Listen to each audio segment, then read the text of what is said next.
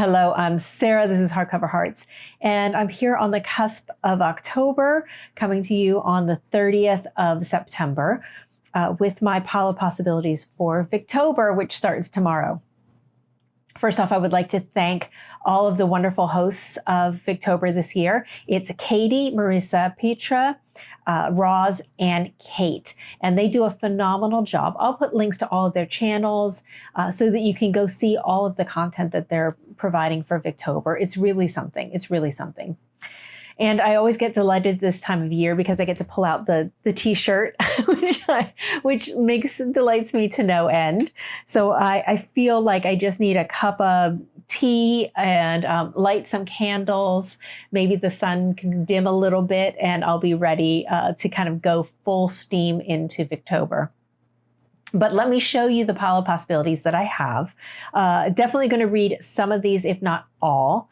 And even though I will not be participating in the group read, I'm so excited that they've decided to choose Anthony Trollope's The Way We Live Now as the big group read.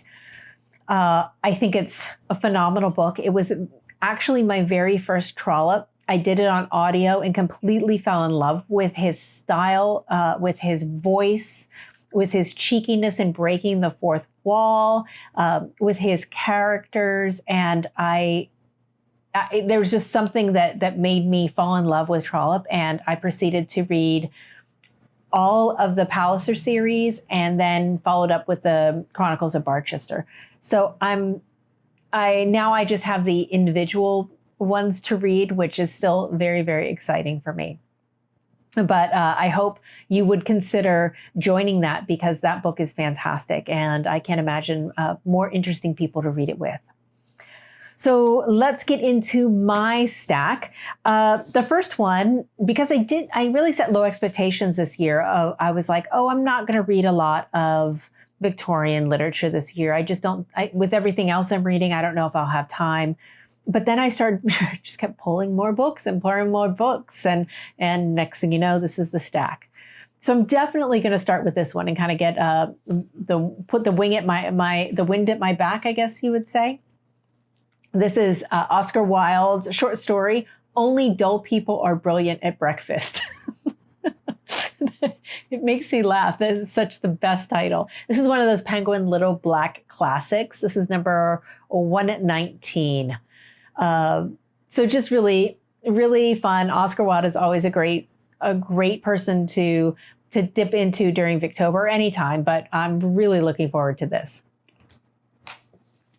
Then Leo of Leo's Little Book Life and I are going to read a book that we both bought at the same time a year and a half ago when we were at Elizabeth Gaskell's home. So it's turned into a museum in Manchester, and we met up for the very first time in real life and had a delightful day. And while we were there, we both bought this from the bookshop. This is Elizabeth Gaskell, and it's a ghost story. This is The Gray Woman, and we're going to be reading this one together, which is very fun considering we bought it together. Now we're reading it together. So excited to get to this. And I love to read Elizabeth Gaskell during Victober. Then someone that I haven't read before, but I have this book. This is a Penguin modern classic. This is The Mystery of Mrs. Blencarrow by Mrs. Oliphant. And I do not have the bookmark with this one. Unfortunately, I think I found a used copy of this, but look at that gorgeous end paper. Always just, the Persephone editions are always so special. I love them so much. So I don't know much about this book, but all you have to tell me is mystery and Victorian, and I'm there. So I'm looking forward to this one. Now, this next one is absolutely a rollover from Spinster September. This is George Gissing's The Odd Women, and I just love this cover. This is from the Oxford University Press, and I've been meaning to read this forever, and now is absolutely the time. So really excited to get to this. And I think the first time I heard about The Odd Women was the same time that I heard about this, which is The Diary of a Nobody by George and Whedon Grossmith. And I think I heard about this on a backlisted episode. For some reason, that's what's sticking in my mind. But I'm looking forward to reading this super simple, super, slim novel. So I think I can knock that out no problem. And I've had this on my shelves for a while, so it'll be nice to get some of these actually read. Then I have this mammoth. This is something that I have been meaning to read because this is Leo's, one of his most favorite books, definitely most favorite Victorian books. And this is Dear Brooke. Gorgeous cover, right? Try to get it out of the glare. And this is a nice, hefty book. The print is so small. Oh my God, it's so small. But Leo has exceptional taste. If he loves it, I'm sure I'm going to love it. So I'm going to take this one. I'm just going to enjoy and take the whole month to read this and not really pressure myself to get it done too quickly. But I'm really looking forward to this. Then I'm going to do I've decided audio is the way to go for this one. I haven't read The Tenants of Wildfell Hall. And that's by Anne Bronte. And it's been something that I've been meaning to read for a long time. I read Wuthering Heights and Jane Eyre when I was young, but I've never read this one.